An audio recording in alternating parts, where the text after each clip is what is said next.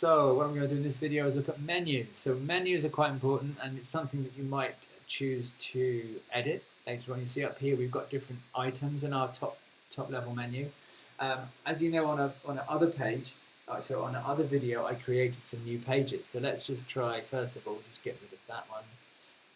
And we want to add, let's say, our SEB testing page or our new wide page. But I don't want to call it new wide page. In fact, I don't want to call it SEB testing. I want to put it in something like new news, for example. Yeah?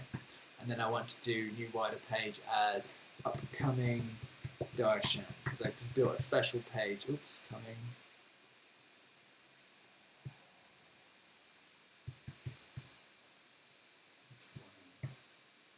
Okay, upcoming darshan. Okay, so let's just press save. Okay. And now, if I go back to my menu, you'll see that that flag has disappeared. And I've got my upcoming darshan page, or my news page, and I'm able to edit and reorder items in the menu. So if I didn't like that and I wanted news ahead of it, I could do that.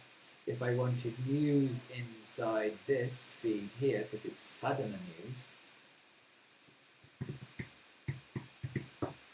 I can do that as well. Now if I go back to my testing page, news will have gone away from here. And if I click on that, you see Sadhana news is down there. So that's how you manage and reorder items within the menu here. Okay. Now just to let you know that when you go to a certain breakpoint, the normal menu disappears. Oops, sorry, and I can't show you on here because I'm logged in. But there's a mobile menu, a little hamburger menu there that will, if I do it on here, you'll be able to see. So, it will pop out like so, and the menu is exactly the same. The mobile menu, you don't have to do anything different. It just looks different based on the screen width that someone's looking at the website on. Okay.